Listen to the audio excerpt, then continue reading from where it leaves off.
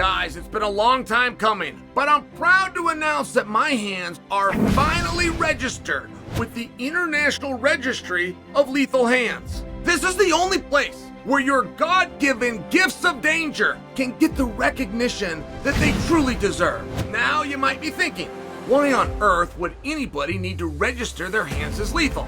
Let me break it down for you. There are those among us whose hands are so downright dangerous, they need to be documented. Registration is a moral responsibility, and it's a vote for the greater good of humanity. The sole mission of the International Registry for Lethal Hands is to catalog the most formidable hands on the planet. So if you know someone, and you even suspect they possess lethal hands, do not hesitate. Register them immediately. And if you've ever looked at your own hands and thought, damn, these dogs are dangerous, don't settle.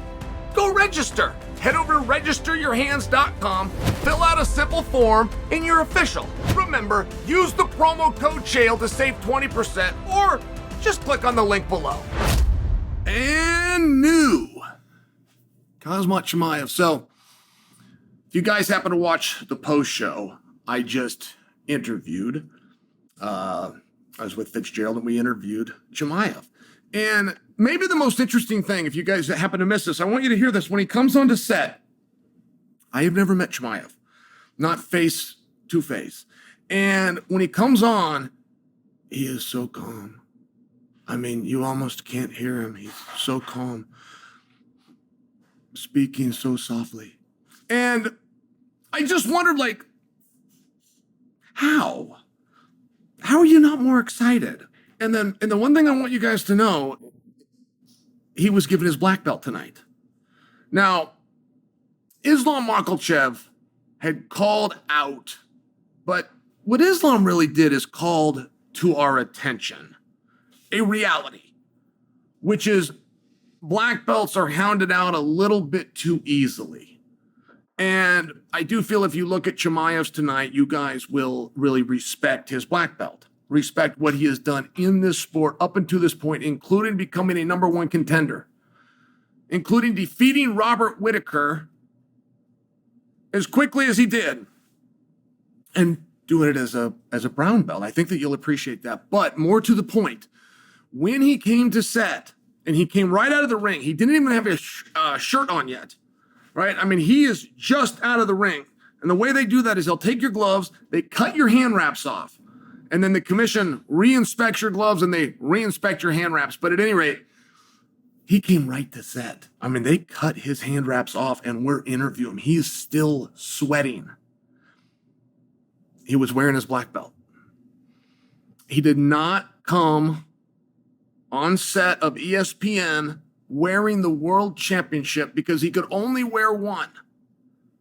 And it gave him more of a sense of pride to have the black belt given to him by his coach. I just thought you would think that was interesting. I think that is actually a introspective perhaps into Chimaev and who Chimaev is.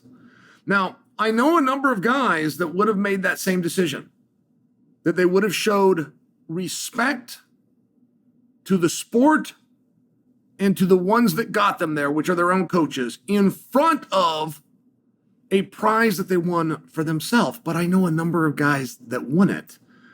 And if you missed it, I think you'd think that's interesting. So, of course, we're talking to Chimaev, and you're trying to do a moment of great job, a life's dream.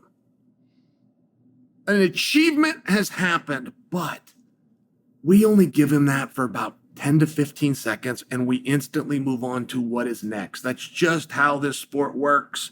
It moves in one direction, which is forward. And you have Kyle Braho, who weighed in, who trained for the fight, who was an alternate, who, should anything have happened in the last 24 hours, would have been in the ring tonight with Dricus or Chimaev. It's very hard to deny him, and historically speaking, there is only one time when we have denied a backup fighter. However, Kyle is signed to fight Imanov in 3 weeks. I think we can all agree that the winner of Kyle and Imanov is the number one contender, but there's a twist. Dana announced that he is likely to take Chimaev to Abu Dhabi. So the first thing I did is grab the calendar, look at the date of Abu Dhabi. Well, it's in 5 weeks. So first off, very quick. No, it's in 9. It's in 9 weeks. But don't forget, the fight with Imanov and Barala is in 3 weeks, so it would give them 6 weeks. We just don't generally see a turnaround like that.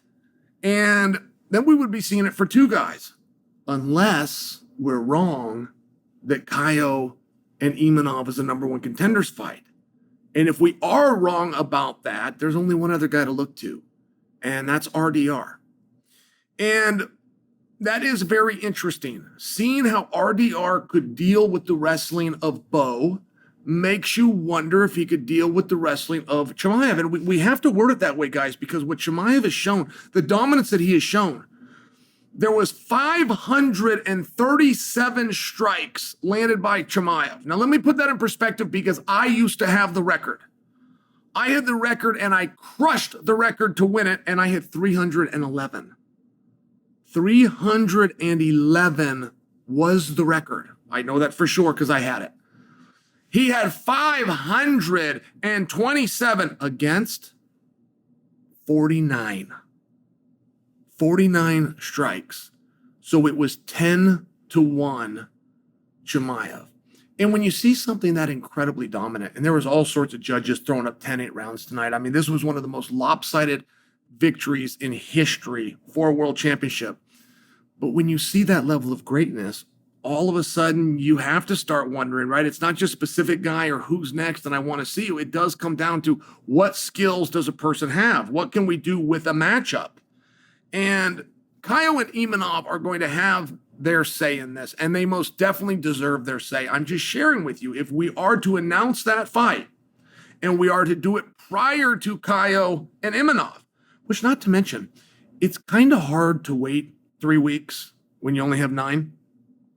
Do the fight, then bring these 2 guys that are going to go out there and bludgeon each other. It's scheduled for a 5-round contest. And then assume or hope that they could turn around. And that is definitely a possibility we could look at. Or, and there's only one other or, which is RDR. So who would you rather see? Let me ask you straight up. The winner of Caio and Imanov or RDR to take on Chimaev in Abu Dhabi?